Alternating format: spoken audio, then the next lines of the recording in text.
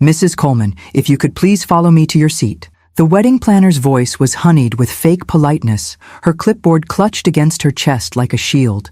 I smoothed down my navy blue dress, the one I'd spent 3 months searching for, the one William had once said brought out the silver in my hair, and followed her through the glittering reception hall of the Rosecliff Mansion in Newport. The crystal chandeliers sparkled overhead, casting diamond-like reflections across the faces of 400 guests I mostly didn't recognize. Across the room, my son William stood tall in his tuxedo, his arm possessively around his new bride Veronica's waist as they greeted the Bennett family's social circle. He hadn't looked my way once since the ceremony. The wedding planner's heels clicked against the marble floor, past table after table of important guests, past the dance floor, past the string quartet. With each step, the knot in my stomach tightened. Finally, she stopped at a small round table partially hidden behind a large floral arrangement, directly beside the swinging doors that led to the kitchen. "Here we are," she said brightly. I stared at the table. 5 seats. A handwritten place card read, "Martha Coleman," in an elegant script that somehow felt mocking. The other cards showed names I didn't recognize. Mr. Reynolds, wedding photographer. Ms. Liu, Veronica's college roommate. Dr. Sampson, hospital colleague. And Mrs. Winters, William's former neighbor. The kitchen doors swung open beside me. A waiter rushed past with a tray, the heat and noise from the kitchen momentarily washing over me. Another waiter appeared with water pitchers, nearly bumping into my chair as the doors swung again. "Is there a problem, Mrs. Coleman?" The wedding planner's smile remained fixed, but her eyes had cooled. "This is by the kitchen," I said, my voice smaller than I intended. "Yes, we had to make some last-minute adjustments to accommodate the governor's security detail. I'm sure you understand." She glanced at her watch. "Excuse me, I need to check on the cake presentation." She disappeared into the crowd, leaving me alone at the empty table. I sank into my chair, feeling the weight of my 67 years pressing down on me like never before. Across the vast reception hall, I could see the head table where William and Veronica sat with her parents, the Bennetts, New York royalty, according to the society pages. Table after table of Veronica's relatives spread outward in a carefully orchestrated display of social hierarchy. My table, the kitchen table, was quite literally as far from the center as possible while still technically being in the same room. 3 days ago, when William had called asking for my credit card information for a small wedding expense, I'd given it without hesitation. The small expense turned out to be $93,000 for their Maldives honeymoon, a trip William confessed he couldn't afford but felt pressured to book to impress Veronica's family. I'd transferred the money immediately, adding it to the $156,000 I'd already contributed to this wedding without anyone's knowledge, least of all the Bennetts, who believed their precious daughter was marrying a self-made surgeon. A waiter appeared, accidentally hitting my chair again as the kitchen doors swung open. "Sorry, ma'am," he muttered before rushing off. I watched as Veronica leaned in to whisper something to William, her diamond earrings catching the light. She glanced in my direction, her red lips curving into what might have been a smile but felt more like a smirk. William didn't look up. The photographer, apparently my table-mate, appeared first, introducing himself politely before setting down his second camera. "I'll be in and out," he explained. "Hope you don't mind." He was gone before I could respond. Slowly, my other table-mates arrived. Mrs. Winters, a kindly older woman who'd lived next door to William's first apartment, seemed as confused by her placement as I was. "Aren't you William's mother?" she asked, bewildered. "Why are you sitting all the way back here?" I didn't have an answer that wouldn't sound self-pitying. As the evening progressed, the kitchen doors continued their metronomic swinging, servers rushing past, the clatter of dishes and barked orders from the chef providing an unwanted soundtrack to our meal. When William and Veronica took to the dance floor for their first dance, to a song I'd never heard, I watched my son's face, searching for the boy I'd raised. I remembered how he'd looked at 5, gap-toothed and determined as he tied his shoes for the first time. At 12, proudly showing me his science fair ribbon. At 18, tearfully hugging me goodbye before heading to college. At 26, accepting his medical school diploma, searching the crowd for my face. When had he stopped seeing me? The answer came in a flash of memory. The first time he'd brought Veronica home to Savannah. The way she'd looked at my historic home with thinly veiled disdain, calling it quaint in that Manhattan way that meant worthless. How she'd questioned William, within my hearing, about why he'd settled for a small-town practice when he could be making real money in New York. Before I continue, I want to tell you something important. If you want to hear more stories like this one, without ads, delivered straight to your phone even without internet, just check out the pinned comment. As I watched them dance now, crystal glasses tinkling from the surrounding tables, I realized with crushing clarity that the kitchen table wasn't a mistake or an oversight.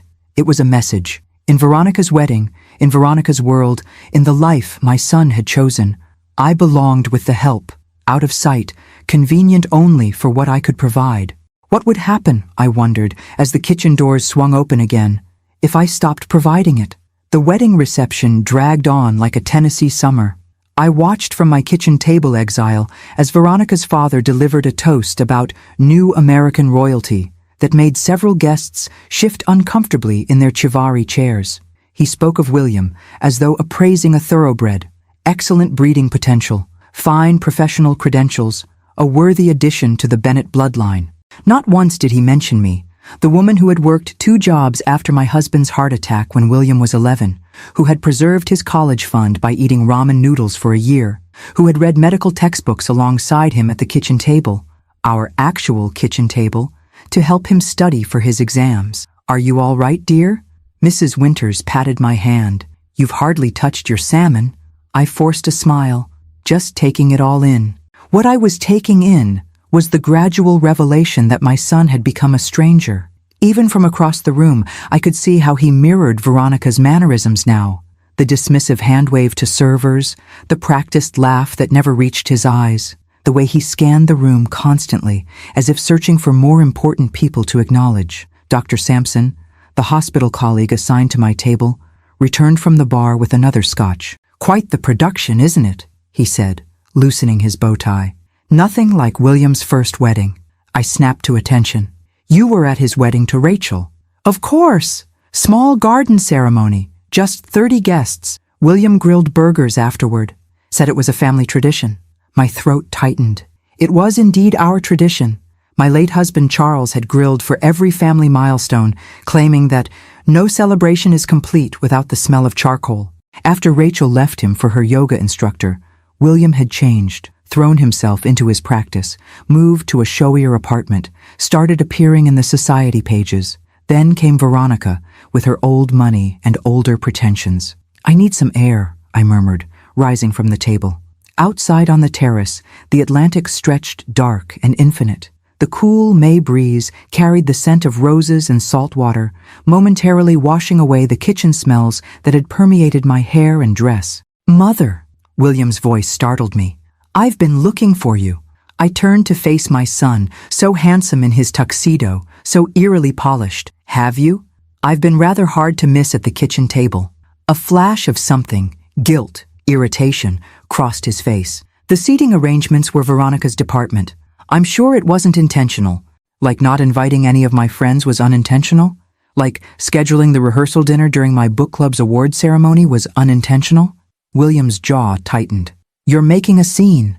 "There's no one here to witness it," I said, gesturing to the empty terrace. "Much like there's no one at this entire wedding who remembers you as a child, or cared for you when you had chickenpox, or knows that you sleep with your socks on even in summer."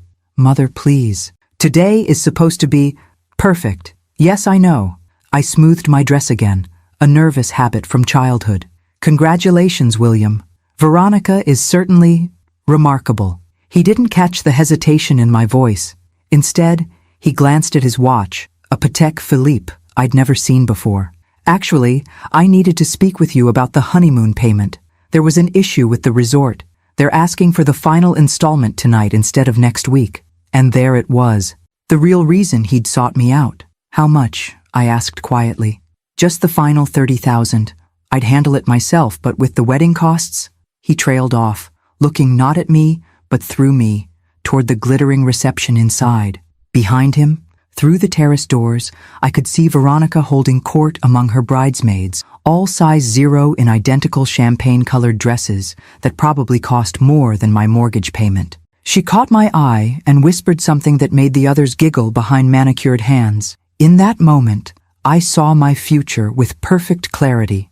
I would become the ATM mother-in-law, useful only for financial emergencies and occasional holiday appearances where I'd be seated by the kitchen or the bathroom, or perhaps next time in the actual servants' quarters.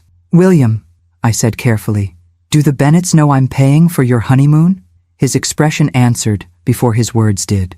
"We agreed that was private, like we agreed the down payment on your condo was private and the country club membership was private." I stepped closer. "Tell me, does Veronica know about your student loans, the ones I'm still helping you pay off?" His face flushed. "That's different. That was an investment in my future." "And what is this?" I gestured toward the reception. "Because from where I stand, it looks like you're mortgaging your soul for admission to a world that will never truly accept you. Not the real you. The real me?" He laughed, a brittle sound nothing like his father's warm chuckle. "The real me isn't the small-town doctor son of a literature professor, Mother. I've outgrown Savannah. Have you outgrown decency too?" The words escaped before I could temper them. Because the William I raised would never have seated his mother by the kitchen doors while strangers took the places of honor. Something flashed in his eyes, a momentary crack in the veneer. For a second, I glimpsed my actual son, the one who cried at Old Yeller and brought me wildflowers on random Tuesdays. Then Veronica's voice cut through the night air. "William, Daddy's looking for you. The photographer wants the family portraits." She appeared at the terrace doors, her white gown luminous in the moonlight. Her eyes flickered over me dismissively. "Oh, Martha, I hope you're enjoying the celebration."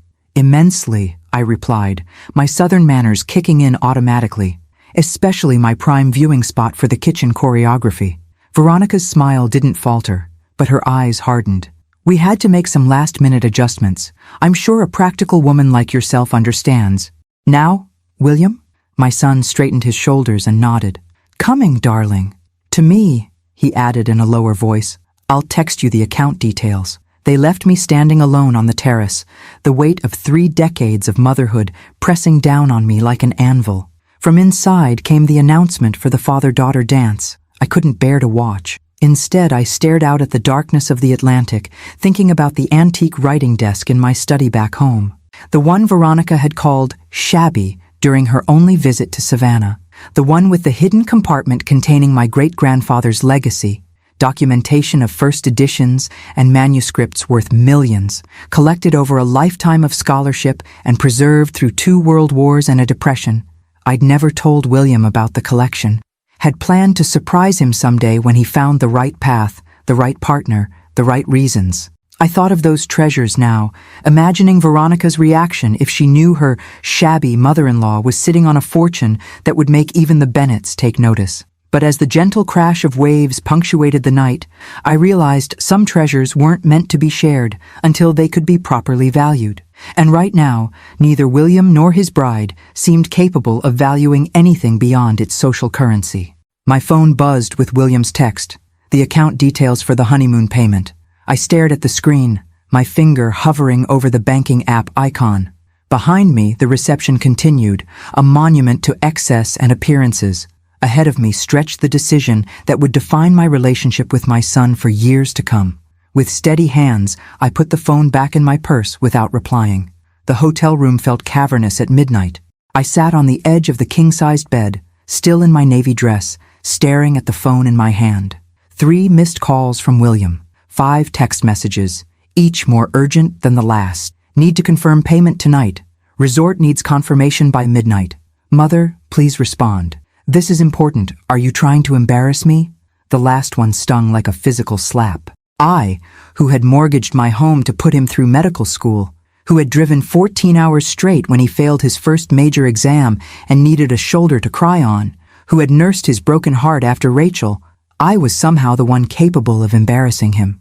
Outside my window, Newport's historic mansions dotted the coastline like ghost ships, their lights twinkling against the velvet black of night.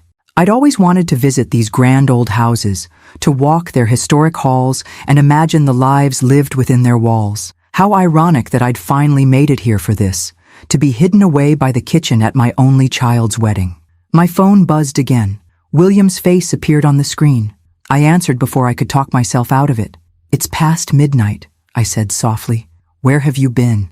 His voice was tight, controlled fury vibrating beneath the surface. The resort manager has been waiting for confirmation. Veronica's father nearly offered to pay when he overheard us discussing it. Did you let him? A sharp intake of breath. Of course not. I told him it was handled. But it isn't handled, is it, William?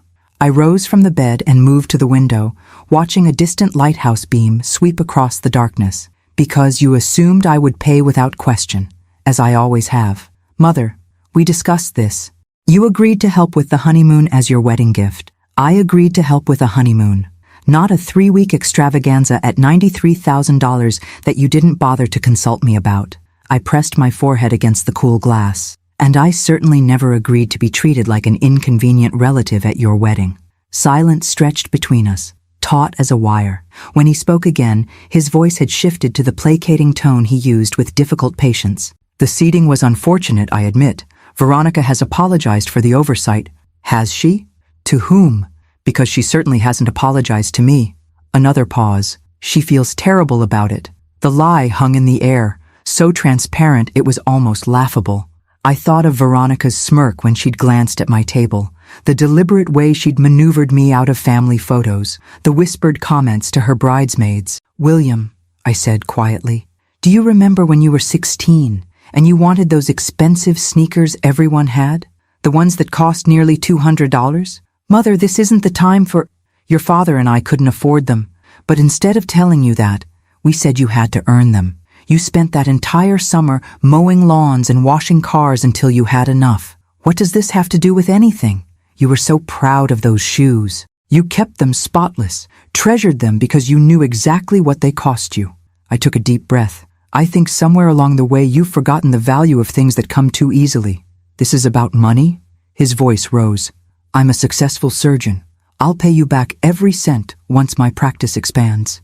No, William, this isn't about money. It's about respect. It's about the fact that you allowed your bride to seat your mother, your only living parent, by the kitchen doors while people who have known you for minutes occupied places of honor. He started to interrupt, but I continued, my voice growing stronger. It's about watching you transform into someone I don't recognize to impress people who measure worth by zip codes and club memberships. It's about you being ashamed of where you came from, of me, when everything I've ever done has been to give you opportunities. That's not fair, he protested, but the conviction had drained from his voice. What's not fair is expecting me to finance a lifestyle that explicitly excludes me. I straightened my shoulders, feeling a strange lightness spreading through me. The honeymoon payment won't be coming, William. Not tonight, not tomorrow. The silence that followed was so complete I could hear the distant crash of waves against the cliffs. You can't be serious. His voice had dropped to a whisper. We leave tomorrow afternoon. Everything is arranged. Then I suggest you have an honest conversation with your wife about your finances. Or perhaps the Bennetts would be delighted to cover it, given their apparent wealth. Mother, please. For the first time, real panic edged into his voice. Veronica will be devastated. Her friends have been following the planning for months. The resort is exclusive. We'll never get those dates again. I'm sorry, William. Truly I am. But this is a moment of clarity for me, and I hope someday it might be for you too. I swallowed hard. I love you enough to stop enabling behavior that's changing you into someone you were never meant to be. If you do this, he said, his voice hardening, don't expect to be welcome in our lives. The threat should have devastated me. Instead, it confirmed what I already knew. In his current state, my son's love was conditional, based on what I could provide rather than who I was. That would break my heart, I said truthfully. But continuing as we have would break something even more fundamental. I ended the call before he could respond. My hands were shaking, but my mind was clearer than it had been in years. I removed my dress and hung it carefully in the closet, changed into my nightgown, and slipped between the hotel's luxurious sheets. For the first time since arriving in Newport, I felt like myself again. Not William's ATM, not the embarrassing Southern mother to be hidden away, but Martha Coleman, literature professor, widow of Charles Coleman, guardian of a literary legacy, and a woman who had finally found her limit. My phone buzzed repeatedly on the nightstand. Text messages, then emails, then voicemails. First from William, then surprisingly from Veronica herself. I turned the phone face down without reading or listening to any of them. Tomorrow would bring consequences, anger, perhaps permanent damage to my relationship with my only child. The thought brought tears to my eyes, but not regret to my heart. Sometimes love meant standing firm when it would be easier to give in. Outside, the lighthouse beam continued its steady sweep across the darkness, a reminder that even in the blackest night, clarity could arrive in unexpected flashes of light. I closed my eyes and dreamed of home. My historic Savannah house with its secret treasures, the garden Charles had loved, the life I'd built that was worth so much more than the Bennetts and their world could ever understand. The knock came at 7:15 a.m., 3 sharp raps that cut through my fitful sleep like gunshots. I sat up, momentarily disoriented in the unfamiliar hotel room. The digital clock's red numbers seemed to pulse accusingly as another round of knocking began. "Martha? I know you're in there." Veronica's voice, stripped of its usual social veneer, sounded shrill through the heavy door. "We need to talk. Now." I wrapped the hotel robe around my nightgown and smoothed my silver hair as best I could before opening the door. Veronica stood in the hallway, already dressed in a cream-colored St. John knit suit, her honeymoon travel outfit no doubt. Her hair was pulled back in a severe chignon, her makeup flawless despite the early hour. Only the tight line of her mouth and the flash in her eyes betrayed her fury. "May I come in?" She didn't wait for an answer, brushing past me into the room. The scent of her expensive perfume, something French and exclusive, momentarily overwhelmed the space. "Good morning, Veronica," I said, closing the door. "Congratulations again on your beautiful wedding." Her head snapped toward me, nostrils flaring slightly. "Don't play sweet southern matron with me. William told me what you're doing." I moved to the window and opened the curtains, letting the morning light flood the room. Outside, the Newport coastline glittered in the early sun, the ocean a shade of blue Charles would have called heartbreaking. "And what exactly am I doing?" I asked, turning to face my new daughter-in-law. "Withholding the honeymoon money," she spat. "Trying to ruin the most important trip of our lives because, what, you didn't like your table at the reception?" I studied her face, so beautiful, so carefully cultivated, and so utterly unaware of her own cruelty.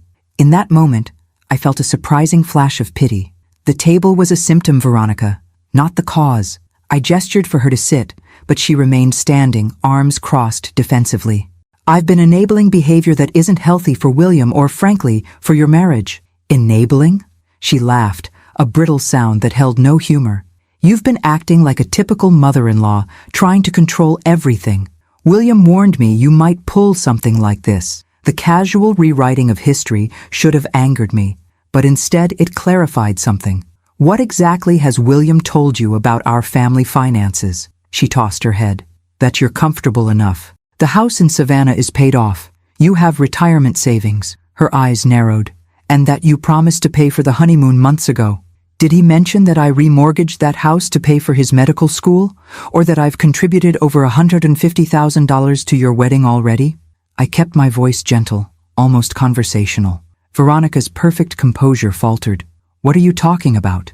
"The vintage champagne at the reception, the custom-made gown, the string quartet, the photographer from Paris." I ticked off items on my fingers. "William came to me privately about each one, saying he couldn't bear to disappoint you but couldn't afford these things himself." She sank slowly onto the edge of the bed, her cream suit crinkling slightly.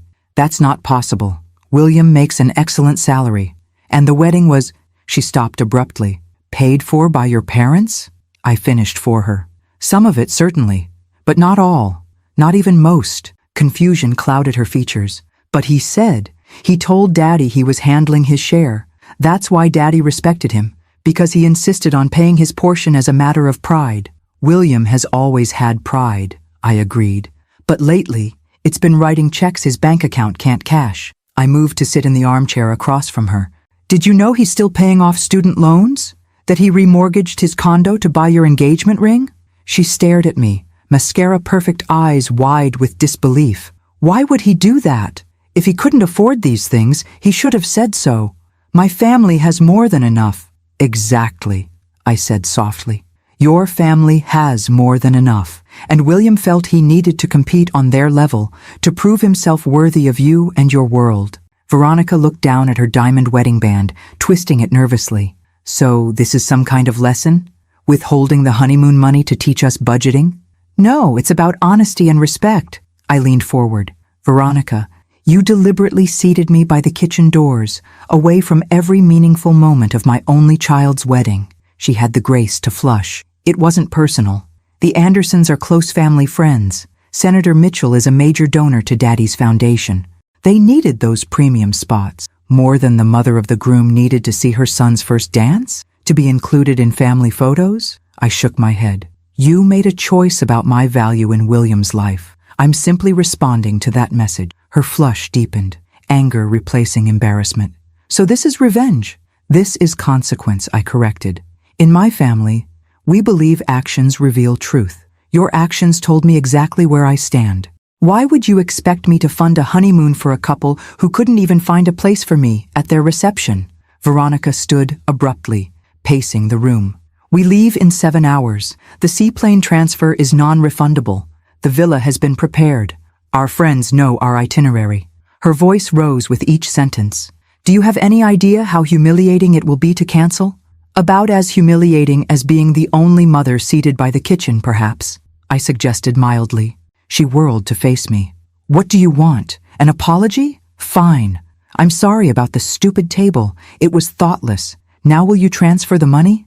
The insincerity of her apology hung in the air between us. In her world, apologies were transactional, something to be offered when necessary to get what you wanted, not an expression of genuine remorse. I think, I said carefully, what I want is for my son to remember who he is, and for you to see him, the real him, not the version you fashioned to fit into your world. You don't know anything about how I see him, she snapped. I know you've never asked about his childhood, never expressed interest in the family photos I offered to share, never inquired about his father, who would have loved to see this day. I stood, tightening the belt of my robe. The William you're marrying is a fabrication, Veronica. A man crippling himself financially to maintain an illusion for your benefit. Tears of frustration filled her eyes, one escaping to leave a mascara track down her perfect cheek. You're just a bitter old woman who can't stand that her son has moved up in the world. The words were meant to wound, but they fell strangely flat. Perhaps, or perhaps I'm a mother who sees her son making the same mistake his father once made. She stilled. What mistake? Believing that love should require constant proving, constant sacrifice. I walked to the hotel desk and removed something from my purse, a faded photograph I always carried. Charles nearly bankrupted us, trying to give me the life he thought I deserved. It almost destroyed our marriage until I convinced him I hadn't fallen in love with his wallet. I handed her the photo, Charles and me on our porch swing in Savannah, his arm around me, both of us laughing at some forgotten joke. Simple, real. Veronica stared at the image, something shifting in her expression. For a fleeting moment, I glimpsed uncertainty beneath her polished exterior. William loves you, I said gently. But the question is whether you love William, the actual man, not the surgeon with the country club membership and the Manhattan connections. Because that man is drowning trying to be someone he's not. She handed the photo back without comment, her face once again composed into unreadable perfection. I'll tell William we spoke. I assume you're still refusing to transfer the funds? I nodded. I am. Then I suppose we're done here. She moved toward the door, then paused with her hand on the knob. Without turning, she added, for what it's worth, the table wasn't my idea. It was my mother's. She said it would help William cut ties with his provincial past. The door closed behind her with a soft click, leaving me alone with the morning light and the weight of words unspoken. The Newport Hotel restaurant overlooked the harbor, sailboat masts swaying gently in the morning breeze. I sipped my tea and picked at a blueberry muffin, watching wealthy vacationers stroll along the docks. My flight back to Savannah wasn't until late afternoon, leaving me hours to contemplate the wreckage of the past 24 hours. I hadn't heard from William since Veronica's visit. The silence felt both ominous and inevitable. Mrs. Coleman? I looked up to find Robert Bennett, Veronica's father, standing beside my table. In his tailored navy blazer with gold buttons and crisp white slacks, he embodied old East Coast money, the kind that whispered rather than shouted its privilege. "Mr. Bennett," I acknowledged, automatically straightening my posture. "Good morning. May I join you?" Without waiting for my response, he signaled a waiter. "Coffee black, and whatever the lady would like." "Just a refill on my tea, thank you." I studied Veronica's father as he settled into the chair across from me. His silver hair was expertly cut, his tanned face relatively unlined for a man in his mid-60s. Only his eyes, shrewd and assessing, betrayed the hard calculation behind his country club persona. "Beautiful day," he remarked, gazing out at the water. "Newport in spring, nothing quite like it." "It's lovely," I agreed, wondering if he'd come to persuade or threaten me about the honeymoon money. The waiter returned with our drinks. Robert waited until he'd gone before leaning forward slightly. "I understand there's been some confusion about the honeymoon arrangements." Direct and unapologetic, I could appreciate that at least. "No confusion, Mr. Bennett. Simply a change of plans on my part." He nodded slowly, as if I'd confirmed something. "You know, when William first approached me about marrying my daughter, I had him thoroughly investigated. The statement, dropped so casually between sips of coffee, shouldn't have surprised me. Of course the Bennetts would investigate potential additions to their family tree. Standard procedure in our circles," he continued, noting my expression. "Assets, liabilities, family connections, potential scandals. We like to know what we're getting into." "And what did your investigation reveal about my son?" I asked, keeping my voice neutral. "A promising surgeon with mounting debt, a man living well beyond his means to impress my daughter." Robert's gaze was unflinching. "And a history of allowing his mother to bail him out financially while keeping her at arm's length socially." The accuracy of his assessment stung. "You make him sound calculating." "Not calculating. Desperate." Robert set down his coffee cup. "Desperate to belong in a world that demands certain appearances, certain connections." His eyes met mine directly. "A world my wife and daughter navigate ruthlessly, I'm afraid." The frank admission caught me off guard. "Yet you allowed the marriage to proceed." "I did." He glanced out at the harbor again. "Because beneath the designer suits and the social climbing, I saw something in William that reminded me of myself 40 years ago.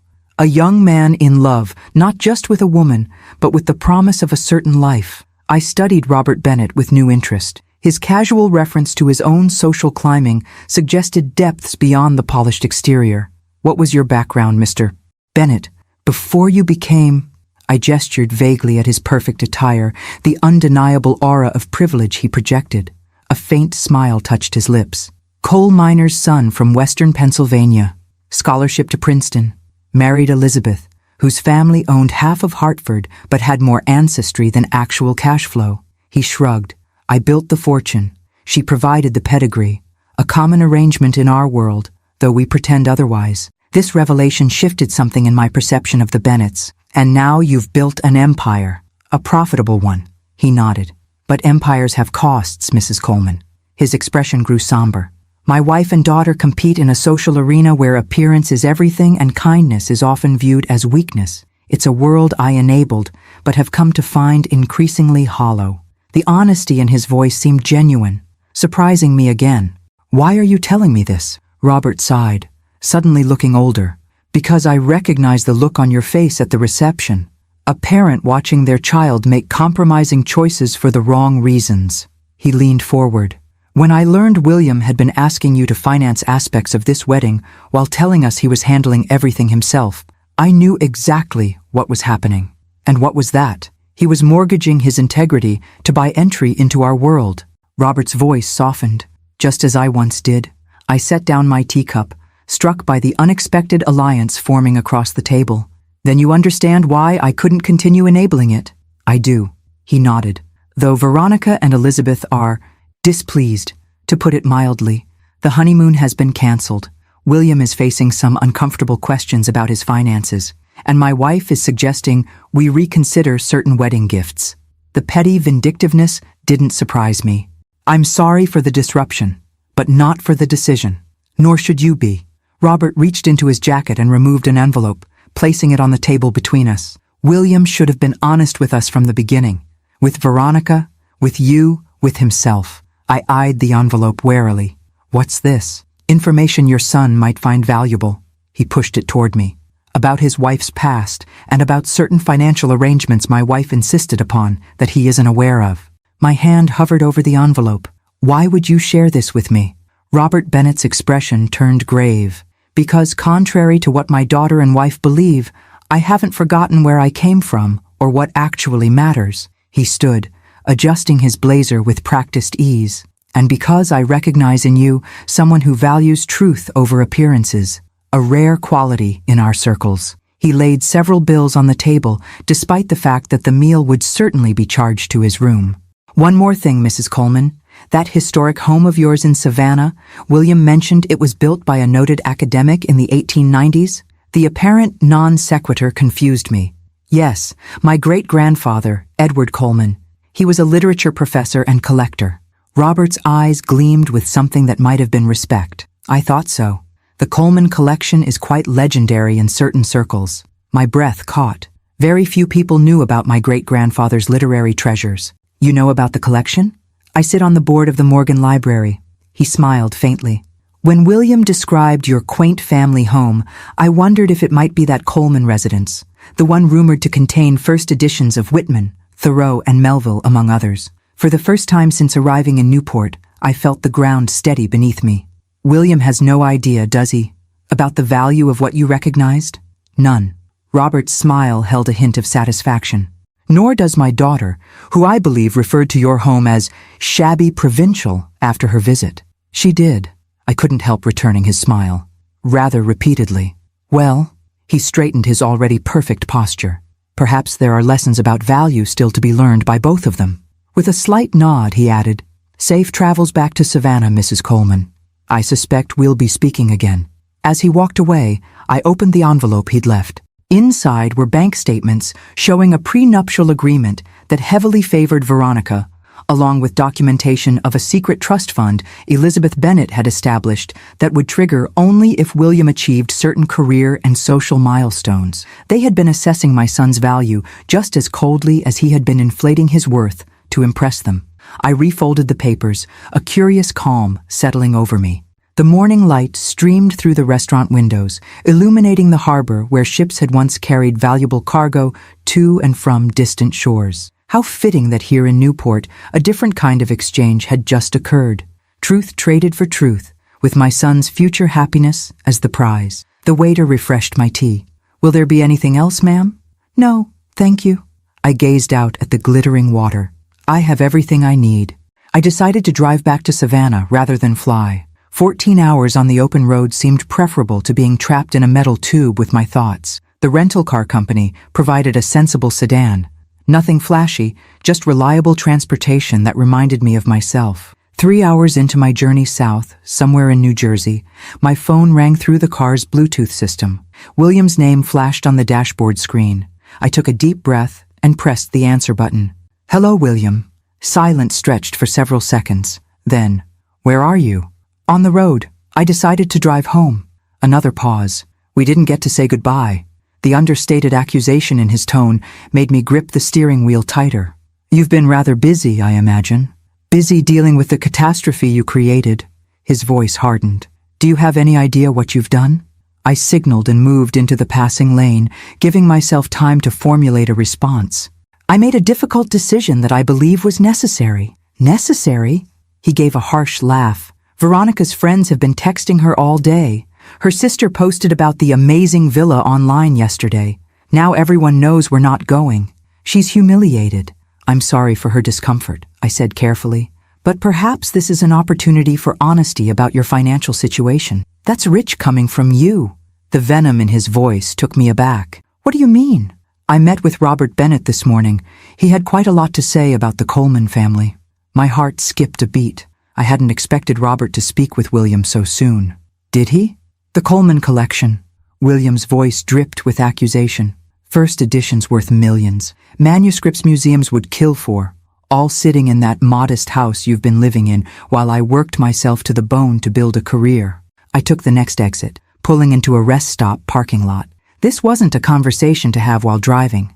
William, I never hid anything from you.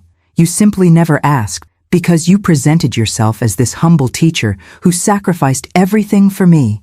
His voice rose. All those guilt trips about remortgaging the house for my education, when the house contains enough valuable books to buy a hospital. I turned off the engine, watching raindrops begin to speckle the windshield. The collection was never meant to be sold. It's a legacy, a trust. Your great-great-grandfather spent his life building it. A legacy you never bothered to share with me. The hurt beneath his anger was finally visible. Your own son. I was waiting for the right time, I said softly, for you to show interest in your family history beyond what it could buy you. That's not fair, isn't it? I watched the rain fall harder, blurring the world outside. William, when was the last time you asked about my life? About your father's research? About anything related to our family that wasn't connected to your immediate needs? His silence was answer enough. I always planned to share the collection with you, I continued gently. But over the years, you made it increasingly clear that Savannah, our home, our history, they were embarrassments to be overcome, not treasures to be preserved. So this was some kind of test? Watching me struggle financially when you were sitting on a fortune? No, William. This was me hoping my son would eventually remember what actually matters. I sighed, the sound filling the quiet car. The same hope Robert Bennett apparently holds for his daughter. Robert, William's voice turned bitter. He showed me the prenup. Did you know about that too? I only learned of it this morning. I hesitated. William, why did you lie to the Bennetts about paying for the wedding yourself? The question hung between us, heavy with implication. When he finally answered, his voice had lost its edge, sounding suddenly young and vulnerable. Because Robert Bennett built his empire from nothing. He came from coal miners and made himself into a legend. I could hear him swallow. How could I admit that I needed my mother's help to afford the life his daughter expected? What kind of man would that make me in his eyes? The irony was so profound, it almost made me laugh. The kind of man he was, William. The kind of man who understands that worth isn't measured by the size of your bank account. Rain drummed on the roof of the car, creating a cocoon of white noise around our difficult truths. Veronica's devastated about the honeymoon, he said finally. She thinks you did it to punish her. And what do you think? He sighed heavily. I think I've been trying so hard to belong in her world that I forgot to question if it was a world worth belonging to. Hope fluttered in my chest, fragile as a newly emerged butterfly. And now? Now everything's a mess. Her mother is talking about re-evaluating the union. Veronica keeps vacillating between tears and fury, and I'm standing in the middle, wondering how I got here. One compromise at a time, I said gently. One little sacrifice of authenticity after another. The silence that followed felt different, thoughtful, rather than hostile. Do you remember, he said eventually, that summer we went to the Outer Banks? When I was 12, the question surprised me with its seeming randomness. Of course, your father was researching his book on coastal dialects. We rented that little blue cottage. We couldn't afford the fancy restaurants, so Dad grilled fresh fish every night on that rusty charcoal grill. William's voice softened with the memory. And you brought all those paperbacks of classic sea adventures that we read aloud on the porch. Melville, Conrad, Stevenson, I remembered, smiling despite myself. Your father did all the character voices. That was the happiest I ever remember us being. The simple statement held such weight. No pretensions, no keeping up with anyone. Just us. Rain continued to fall outside, washing the world clean. We were happy, William, not because of what we had, but because of who we were together.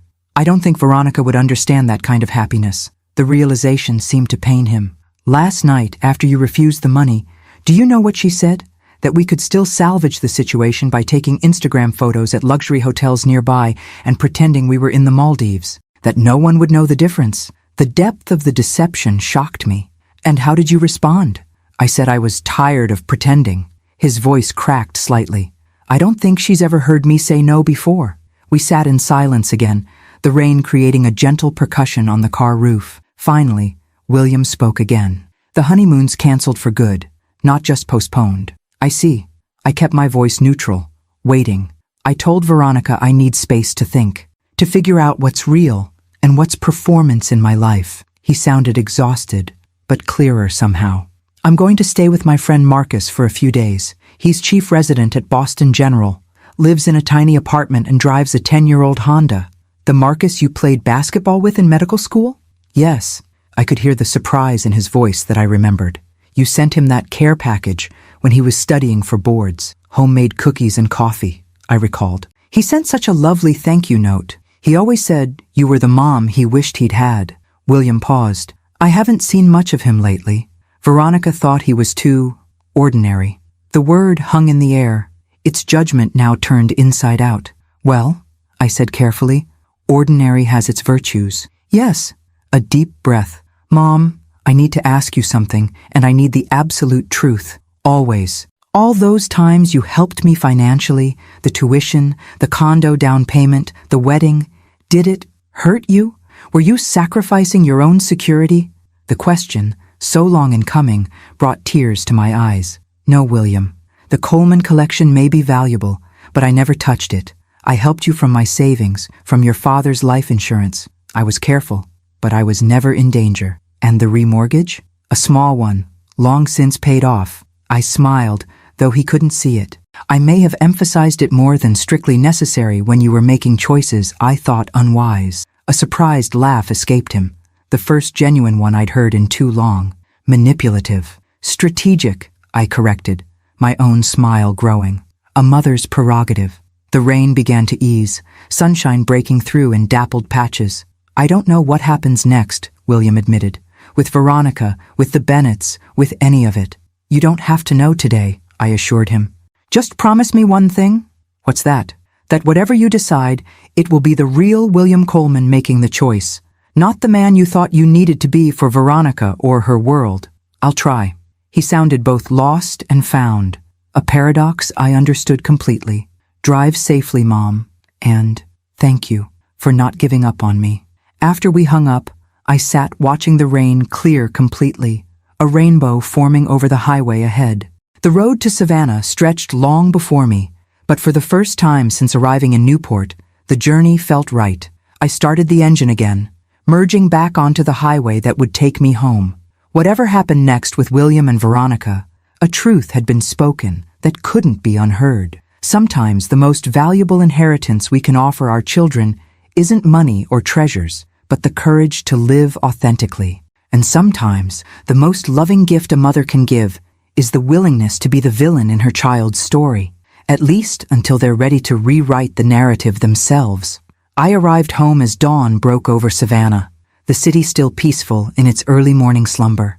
My house, a stately Victorian on a moss-draped street in the historic district, welcomed me with familiar creaks and sighs as I unlocked the door. After the opulence of Newport and the emotional tumult of the past few days, its well-worn comfort felt like a physical embrace. I dropped my bags in the foyer and moved through the rooms, running my fingers along bookshelves, touching the spines of volumes that had witnessed generations of Coleman life. In my study, behind a false panel in the antique writing desk, the one Veronica had dismissed as shabby, lay the heart of the Coleman collection. First editions of Thoreau, Emerson, and Whitman, original manuscripts from Melville and Hawthorne, correspondence between literary giants of the 19th century, treasures beyond price, not because of their market value, but because of the passion and dedication they represented.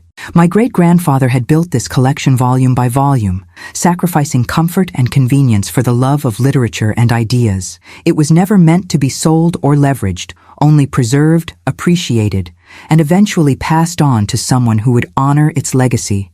I had always assumed that someone would be William.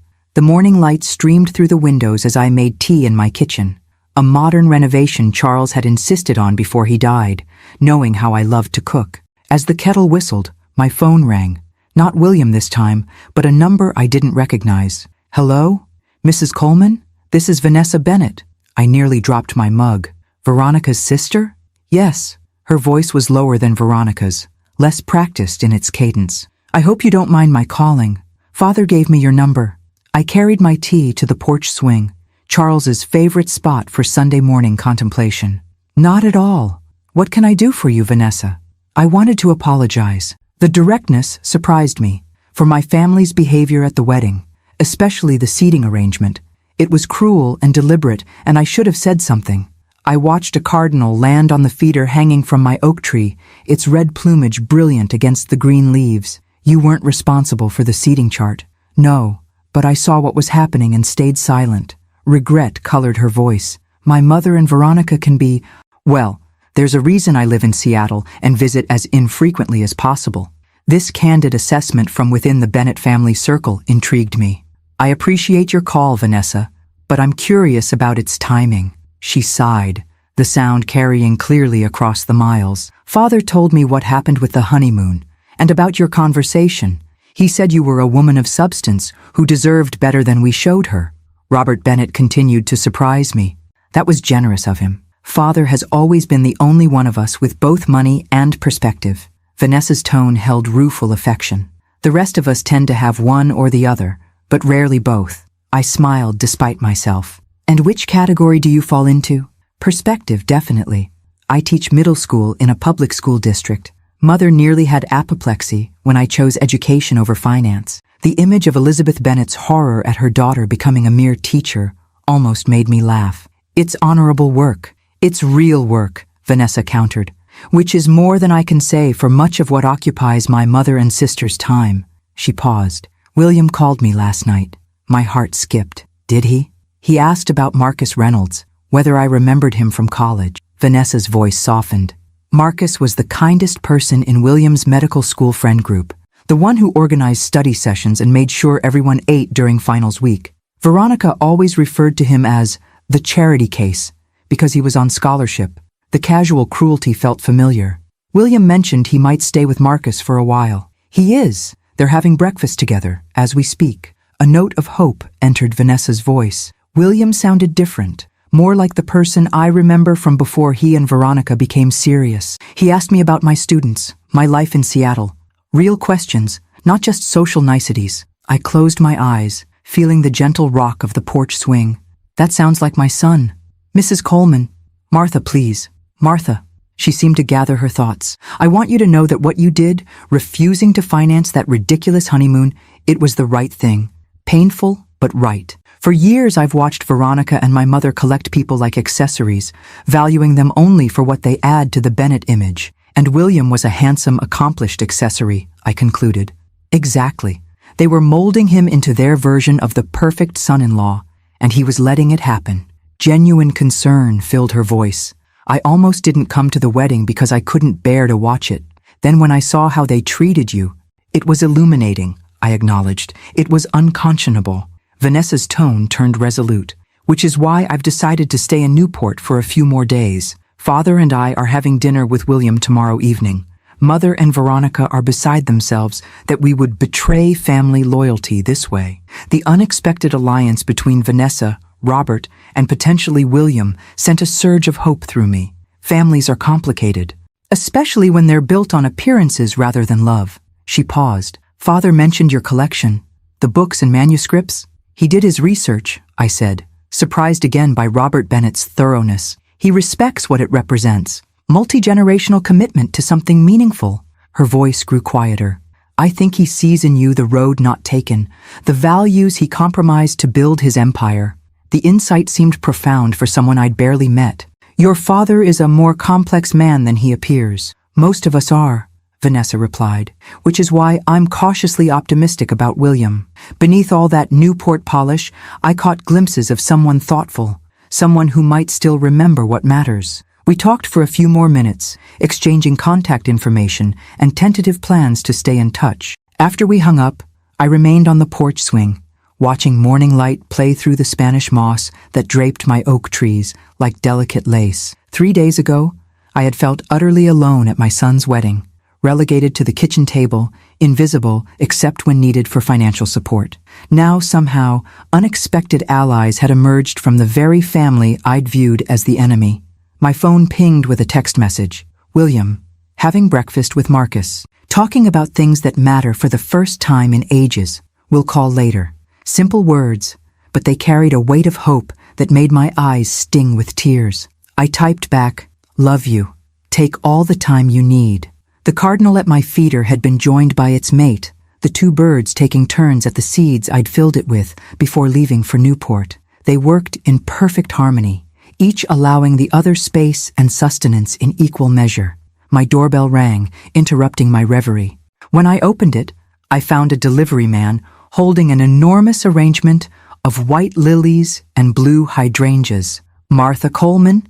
He confirmed, handing me the vase. Yes, thank you. I carried the flowers to my kitchen table, my actual kitchen table, where family had gathered for decades of meals, homework sessions, and late-night conversations. The card read simply, "From one who understands the value of substance over appearance. With respect and gratitude for your courage, Robert Bennett." I arranged the flowers as the morning light filled my kitchen, turning the white lilies almost translucent. My house felt alive again after the days away, not shabby or provincial as Veronica had claimed, but rich with history and meaning. The antique clock in the hallway, a wedding gift to my great-grandparents, chimed 9 times. I had classes to prepare for next week, a garden that needed attention after my absence, friends to catch up with. Life in Savannah waited to reclaim me. But first, I took a leather-bound journal from my desk drawer. Charles had given it to me on our last anniversary before his heart finally gave out. I'd been saving it for something important. On the first blank page, I began to write, my pen flowing across the cream-colored paper. Dear William, when you're ready, there are stories I want to share with you about your great-grandfather and the treasures he collected, about your father and the man he truly was, about our family's history of choosing meaning over appearance, substance over show. There's an inheritance waiting for you that has nothing to do with money or social position. It's about who we are and what we value. It's about the courage to live truthfully in a world that often rewards the opposite. The kitchen table will always have a place for you, not as punishment or exile, but as the heart of what matters. It's where our family has broken bread, shared dreams, and healed wounds for generations. Take the time you need to find your way back to yourself. I'll be here when you're ready. With all my love, Mom. 2 weeks passed. Spring settled fully over Savannah, jasmine scenting the air and azaleas blazing in every garden. I returned to my routine, teaching my literature classes at the college, tending my garden, meeting my book club for our monthly discussion. Life resumed its comfortable rhythm, though thoughts of William were never far from my mind. We spoke briefly every few days, short conversations, careful ones, as if we were both relearning how to talk to each other without the weight of expectations and financial entanglements. He remained in Boston, still staying with Marcus, still figuring things out with Veronica, who had returned to Manhattan to live with her parents while they reassessed the situation.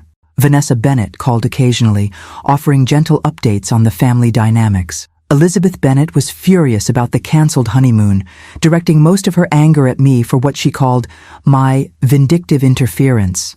Robert, surprisingly, had defended my actions to his wife, causing what Vanessa described as the most honest argument they've had in 20 years. I was pruning roses in my front garden when the black town car pulled up to the curb. The driver emerged first, opening the rear door with practiced deference. When Veronica Bennett, or Coleman, though I wasn't certain which name she now preferred, stepped onto my sidewalk, I nearly dropped my pruning shears. She looked both the same and different. The designer outfit and perfect makeup remained, but something in her posture had shifted, less rigid perhaps, less certain. "Mrs. Coleman," she said, her voice carrying across the yard. "May I speak with you?" I removed my gardening gloves, conscious of the dirt under my fingernails and the sweat dampening my cotton shirt. "This is unexpected, Veronica.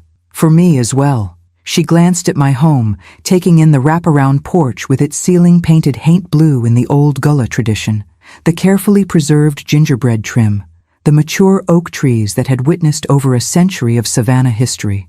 "Your house is lovely." The admission seemed to cost her something. I nodded toward the porch. "Would you like some tea? It's rather warm out here." She followed me inside, her Louboutin heels clicking against the heart pine floors that Charles had spent a summer restoring by hand. I was acutely aware of her gaze taking in everything: the antique furniture, the built-in bookshelves laden with volumes, the subtle signs of age that no amount of care could completely erase in a house this old. "Please, sit." I gestured to the porch where I'd set out a pitcher of sweet tea that morning. "I'll just wash up quickly." When I returned with clean hands and an extra glass, Veronica was standing by the porch railing, looking out at the garden. "The colors are extraordinary," she remarked. "Did you plant all this yourself?" "Most of it. The roses were my husband's project. I've maintained them since he passed." I poured tea over ice, the glasses sweating immediately in the humid air. "What brings you to Savannah, Veronica?" I assumed you'd be in Manhattan with your family." She accepted the glass but didn't drink, instead tracing a finger through the condensation. William asked for an annulment. The news landed like a stone in still water. "I see." He said our marriage was built on mutual deception, that we were in love with images, not people. Her voice remained surprisingly steady. He said he needed to find himself again before he could consider being with anyone. I took a careful sip of tea, measuring my response. "And how do you feel about that?" "Angry, humiliated, relieved." She finally met my eyes directly. "Confused about which emotion is the most honest." The self-awareness surprised me. "That sounds complicated." "It is." She set down her glass and reached for the handbag she'd placed on the porch swing, a Hermes Birkin that probably cost more than a semester of college tuition. From it, she withdrew a small package wrapped in tissue paper. "I came to return this. It belongs with your family." Puzzled, I unwrapped the tissue to find a small, leather-bound volume of Thoreau's Walden. Not just any edition, the rare first printing that had been part of the Coleman collection. My breath caught. "Where did you get this?" I asked, running my fingers over the delicate binding. "William gave it to me as a wedding gift." She watched my face carefully. "He said it was a family heirloom that had shaped the Coleman philosophy for generations." I opened the cover, seeing the familiar inscription in my great-grandfather's careful hand. "In wildness is the preservation of the world, and in simplicity the salvation of the soul." "Did you read it?" I asked softly. I tried. A hint of genuine regret colored her voice. It seemed important to William, but I couldn't understand why anyone would choose to live in the woods when they could have the comforts of civilization. She smoothed her linen dress. I pretended to love it, of course. Added it to our bookshelf where his colleagues would notice it during dinner parties. The casual admission of such calculated deception should have angered me.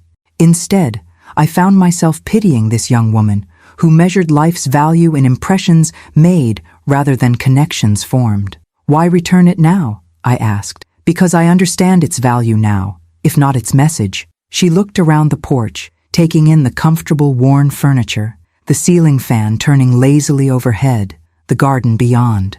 "This, all of this, it's what William was trying to make me see.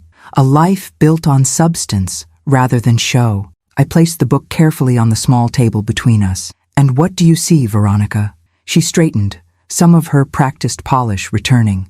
"I see that I was cruel to you at the wedding, that I allowed my mother's snobbery to influence my treatment of someone who deserved respect." Her gaze met mine directly. "I see that I've spent my entire life trying to win approval from people who measure worth by the wrong standards." "That's quite an insight," I observed. "Don't misunderstand me, Mrs. Coleman. I'm not having some grand epiphany about simplicity and abandoning my lifestyle." A hint of her former sharpness returned. "I like beautiful things. I enjoy moving in certain circles. I'm not about to start shopping at Target or driving a Honda. I wouldn't expect you to. But," she continued, her voice softening again, "I recognize that I crossed a line with you, that my behavior reflected poorly on me, not on you. And I'm sorry." The apology hung between us, surprisingly genuine.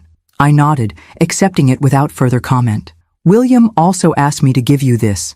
She reached into her bag again, producing an envelope. "He said he wasn't ready to deliver it in person yet, but that it was important you receive it." I took the envelope, feeling its weight, something more than just a letter inside. "Thank you." Veronica stood, smoothing her dress again in a gesture I now recognized as self-soothing rather than vanity. "I should go. My flight back to New York leaves in 2 hours. You came all this way just to return a book and deliver a letter?" She smiled faintly. "And to see the famous Coleman house for myself, to understand what William was trying to explain to me about heritage and value." She glanced around once more. "It is beautiful in its way. Not what I would choose, but I can see why it matters to your family." I walked her to the door, this young woman who had seated me by the kitchen at her wedding and was now standing in my foyer with something like respect in her eyes. "What will you do now?" I asked as we reached the front steps. She considered the question seriously. "Reassess, I think. Father has suggested I take a more active role in the foundation work, something beyond just lending my name to Gallus." She slipped on designer sunglasses, shielding her eyes. "William said something that stuck with me, that I'd never known the satisfaction of earning anything myself." "That sounds like my son," I said softly. "The real one." "Yes." the one I glimpsed occasionally but never fully appreciated. She extended her hand formally. "Thank you for seeing me, Mrs. Coleman. I hope William finds what he's looking for." I shook her hand, noting the perfect manicure, the diamond wedding band she still wore. "So do I, Veronica, and I hope the same for you." After her car pulled away, I returned to the porch with William's envelope. Inside, I found a letter and a small velvet pouch. The letter was brief. "Mom, I found this in Dad's old fishing tackle box when I was looking for something in the attic last Christmas. I think he meant it for you, but never had the chance to give it. It seems right that you should have it now.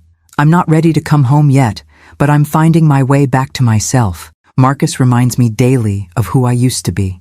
Vanessa Bennett has been surprisingly helpful too. Turns out she's nothing like her sister or mother.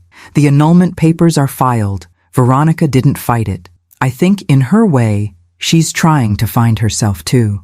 I miss you. I miss Dad. I miss who we were before I got lost, trying to be someone else. Love, William." The velvet pouch contained a small silver compass, clearly antique, with an inscription on the back, "For Martha, who always helps me find my way home. Love, Charles." I held the compass in my palm, feeling its weight, physical and emotional. Charles must have purchased it before his final heart attack, tucked it away for some special occasion that never came. Yet somehow, now, it had found its way to me through our son.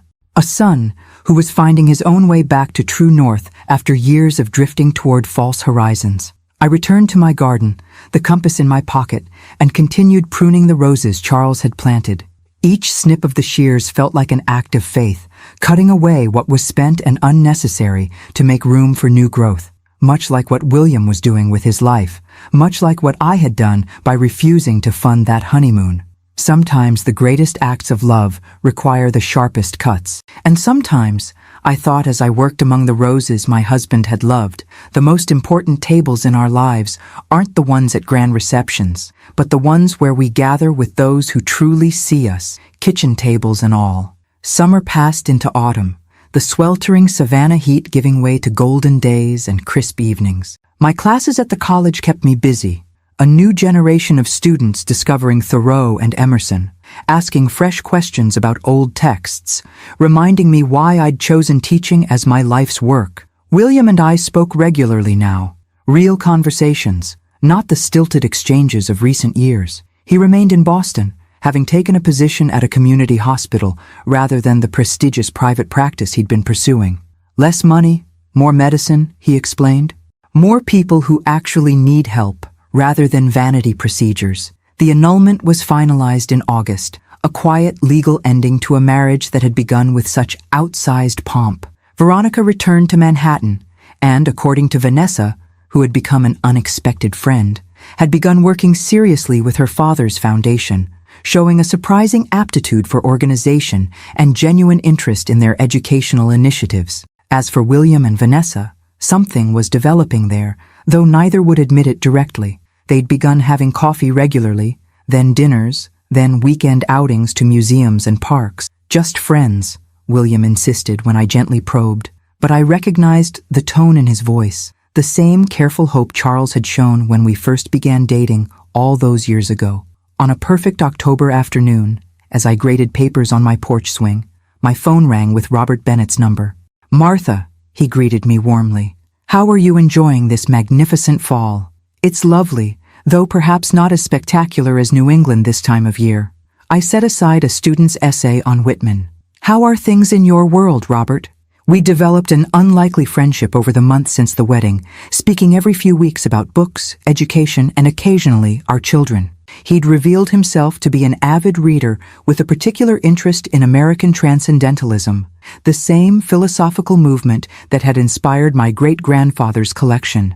"Business continues. Empires expand," he chuckled, the sound carrying a hint of weariness. "But I'm actually calling about a more personal matter. I'll be in Charleston next week for a conference and thought I might drive down to Savannah afterward. Would you be amenable to showing me the Coleman collection? As a fellow bibliophile, I've been curious since our first conversation." The request surprised me. "You'd drive all the way to Savannah just to see some old books?" "Some old books?" he laughed. "Martha, You're speaking to someone who once flew to Dublin specifically to view a first edition of Joyce's Ulysses. We collectors are nothing if not devoted to our obsessions. I smiled, recognizing a kindred spirit despite our different backgrounds. Then I'd be honored to show you the collection. When should I expect you? We settled on the following Thursday. After hanging up, I found myself looking around my home with fresh eyes, seeing the treasures it contained, not just as family heirlooms, but as pieces of literary history that still held power to impress someone like Robert Bennett. 3 days later, my doorbell rang at an unusual hour, just past 9 in the evening. I wasn't expecting visitors, and Savannah's genteel social codes generally discouraged unannounced evening calls. When I opened the door to find William standing on my porch, a duffel bag at his feet and uncertainty in his eyes, I nearly dropped the book I was holding. "Hi, Mom," he said simply. "Is that kitchen table seat still available?" I pulled him into a fierce hug, feeling the familiar shape of him in my arms. My son, my only child, the living legacy of Charles and all the Colemans before him. "Always," I whispered, "always." Later, after I'd settled him in his old room and brought down the peach cobbler I'd fortuitously baked that morning, we sat at the actual kitchen table, the solid oak surface marked with decades of family meals, homework sessions, and late-night conversations. "It feels strange to be back," William admitted, looking around at the kitchen Charles had renovated, but that still retained its early 20th century charm. "Everything's the same, but I'm not." "That's how homecomings work," I said, serving him a generous portion of cobbler. "The place stays constant while we change against it, measuring our growth." He smiled, a real smile that reached his eyes, something I hadn't seen consistently since before Rachel left him. Still the professor. Always. I sat across from him, enjoying the simple pleasure of having my son at my table again. "So, what brings you home? Not that you need a reason." William took a bite of cobbler, closing his eyes briefly in appreciation. "Several things, actually." He set down his fork. "First, I've accepted a position at Memorial Hospital here in Savannah. I start in January." Joy surged through me, though I tried to keep my expression measured. "That's wonderful news, but I thought you were happy at the community hospital in Boston." I am, he nodded. "But Savannah needs doctors too. And he hesitated. I realized I miss home. The real home, not the idea of it I've been running from for years." I reached across the table to squeeze his hand. "I'm glad, William, but are you sure? Boston has become important to you." A slight flush colored his cheeks. "Well, that's the second piece of news. Vanessa has applied for teaching positions in Chatham County schools. She's been wanting to leave Seattle, get closer to her father now that he's talking about semi-retirement." "I see," I said carefully, trying to contain my smile. "And her coming to Savannah is related to your decision?" "We're exploring possibilities." His flush deepened. "She's nothing like Veronica, Mom. She reads actual books, not just Instagram captions. She volunteers at a literacy program in South Boston. She drives a 10-year-old Subaru and doesn't care what anyone thinks about it. She sounds wonderful," I said sincerely, "and quite different from your usual type." William laughed ruefully. "My usual type nearly bankrupted me financially and morally." He sobered. "Vanessa sees the real me and likes that person better than the one I was pretending to be. Smart woman. She reminds me a bit of you, actually." He smiled shyly. Strong principles, no patience for pretense. I felt tears threatening and blinked them away. High praise indeed. "There's one more reason I'm here." William's expression grew serious. "Robert Bennett called me yesterday. Said he's coming to Savannah next week to see the Coleman collection." "Yes, we arranged it a few days ago." I studied my son's face. "Does that bother you?" "No, William seemed to struggle for words. "It made me realize I've never properly appreciated the collection myself, my own family's legacy. I've been so busy trying to acquire new status symbols that I never valued the extraordinary heritage right in front of me. The insight, so hard-won over these past months, filled me with quiet pride. The collection has always been here, waiting for you to be ready for it. That's just it, Mom." He leaned forward earnestly. "I want to understand it now. Not just as valuable objects, but as part of our family's story. I want to know what these books meant to great-grandfather Coleman, to Dad, to you. I want to be worthy of preserving them for the next generation." My heart swelled at the transformation before me. My son, finding his way back not just to his childhood home, but to the values and legacy it represented. And there's one more thing. He reached into his pocket and pulled out a small blue box. I need your advice about this. I opened it to find an antique ring, a modest sapphire surrounded by tiny pearls in a vintage gold setting. Nothing like the massive diamond he had given Veronica. It was Grandma Coleman's, he explained. Dad gave it to me before he died, said it should go to the woman I truly loved when the time was right. He looked down, suddenly vulnerable. Do you think Vanessa would prefer something more modern? Something bigger? I closed the box gently, pushing it back toward him. I think the woman who drives a 10-year-old Subaru and reads actual books will understand exactly what this ring represents. Relief washed over his face. That's what I hoped you'd say. We talked late into the night, the kitchen table serving its ancient purpose as the heart of family communion. William spoke of his journey these past months, the painful self-examination, the shedding of false values, the rediscovery of what actually mattered. I shared stories of Charles he'd never heard, of my own struggles and triumphs, of the Coleman ancestors whose values had shaped our family across generations. When we finally said goodnight, the old house creaking comfortably around us, William paused at the foot of the stairs. You know what I keep thinking about? He said, his voice soft with realization. That kitchen table at the wedding. How humiliated I felt when I saw where they'd seated you. It was difficult, I acknowledged, but now I see it differently. He shook his head slowly. They thought they were insulting you, but really, they were revealing themselves. The kitchen table is where real life happens, where families share food and stories and truths. He smiled. They accidentally put you exactly where a mother should be, at the heart of things, not the showy periphery. I blinked back tears at this beautiful reframing. That's a generous interpretation. It's the true one. He kissed my cheek. Good night, Mom. Thank you for keeping my place at the table, even when I didn't deserve it.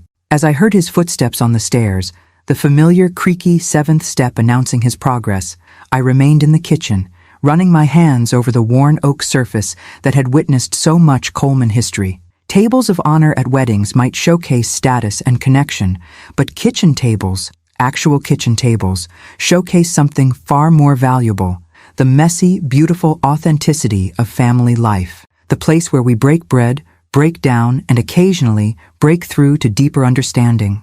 William had finally found his way back to the right table, and I had been here all along, keeping his place ready, knowing that true belonging isn't assigned by a wedding planner with a clipboard, but by the heart's recognition of home. A bit to the left, William. The light catches it better there. My son adjusted the display case containing my great-grandfather's correspondence with Ralph Waldo Emerson, centerpiece of the Transcendentalism and the American Spirit, exhibit now opening at Savannah's Historical Society. The antique paper seemed to glow under the carefully calibrated museum lighting. The handwritten words as powerful today as when they were penned over a century ago. Perfect, Robert Bennett confirmed, stepping back to assess the arrangement. As the exhibit's primary financial backer, he had taken a personal interest in every detail. The juxtaposition with Thoreau's manuscripts creates a wonderful dialogue between the texts. 2 years had passed since that wedding in Newport, 2 years of profound change for all of us. The Coleman collection had found a new purpose, with selected pieces now rotating through carefully curated public exhibitions, while the core remained preserved in our family home. No longer hidden treasures, they had become shared cultural heritage, though still under our stewardship. William completed his adjustment and joined us, automatically reaching for Vanessa's hand. The vintage sapphire ring caught the light as their fingers intertwined. A perfect fit, just as I'd predicted.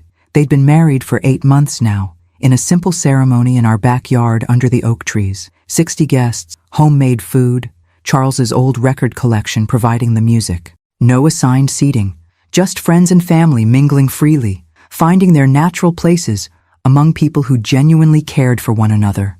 The catalog looks beautiful, Martha, Elizabeth Bennett said, joining our small group with her usual impeccable timing. Her relationship with Robert had evolved since Newport, still married, but with a new dynamic based on hard-won honesty rather than mutual performance. She'd initially resisted the changes in her husband and younger daughter, but gradually found her own path toward greater authenticity. Thank you, Elizabeth. Your foundation's contribution made the publication possible. I accepted the printed exhibition catalog she offered, admiring the cover featuring one of the Emerson letters. The scholarship fund for local students is already receiving applications. She nodded, genuine pleasure animating her still perfect features. Accessibility was always Robert's passion.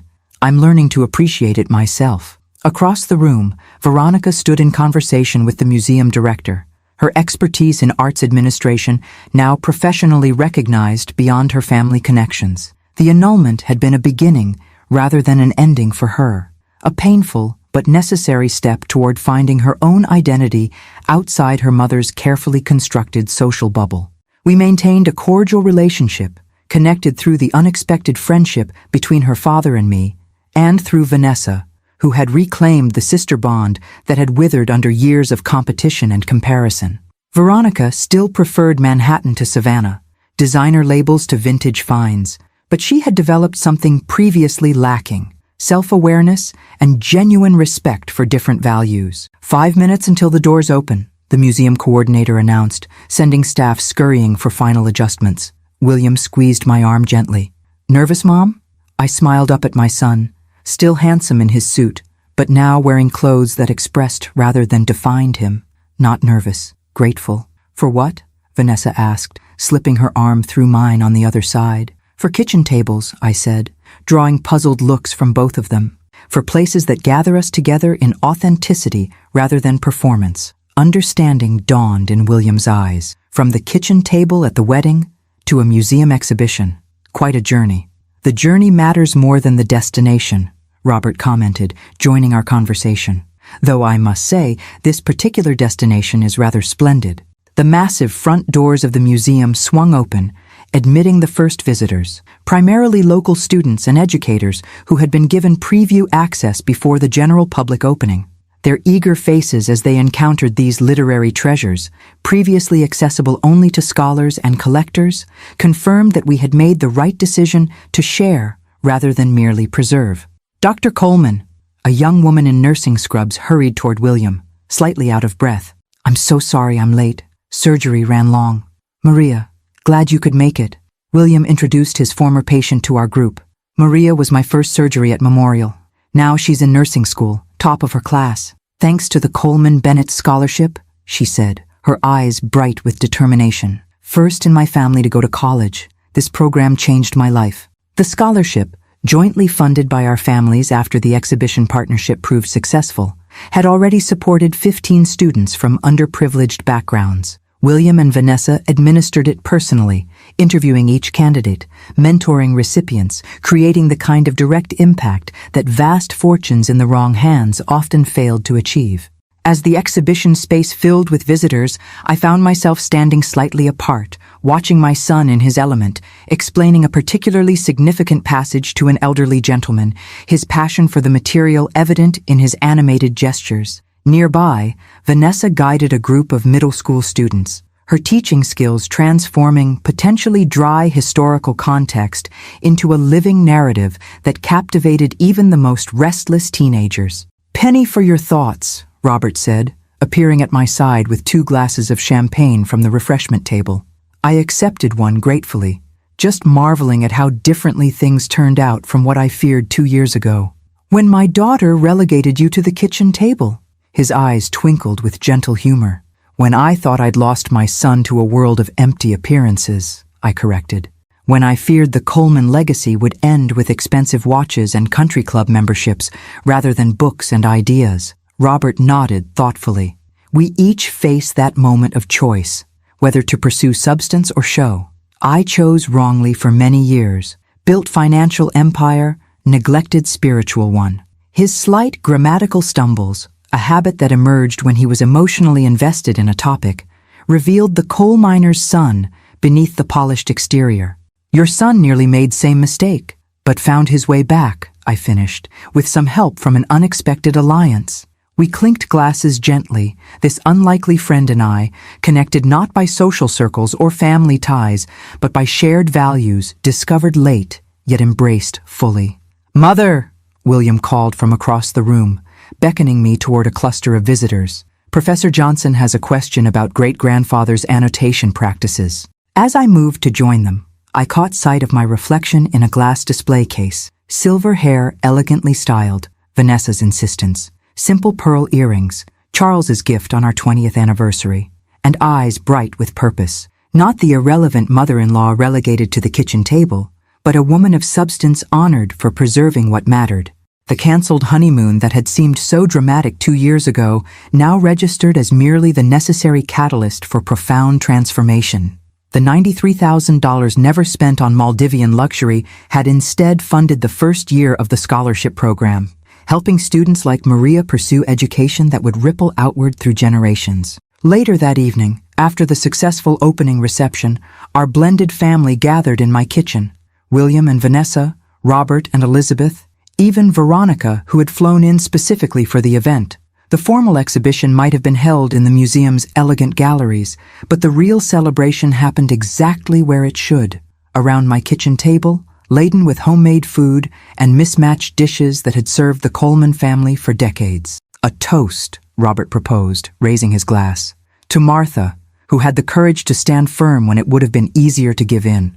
To William, I countered, who had the wisdom to find his way back to what matters. To kitchen tables, William added with a meaningful smile, where real life happens. We clinked glasses all around, this unlikely gathering of people who had found authentic connection despite, or perhaps because of, the painful revelations that began at a Newport wedding. As conversation and laughter flowed around my kitchen, I silently thanked whoever had created that wedding seating chart 2 years ago. In trying to diminish me by placing me at the kitchen table, they had inadvertently reminded me of what truly mattered, and set in motion a journey that had brought my son home in every sense that counted. Sometimes, I reflected as I passed a plate of Charles's favorite peach cobbler, now William's specialty, made from his father's recipe.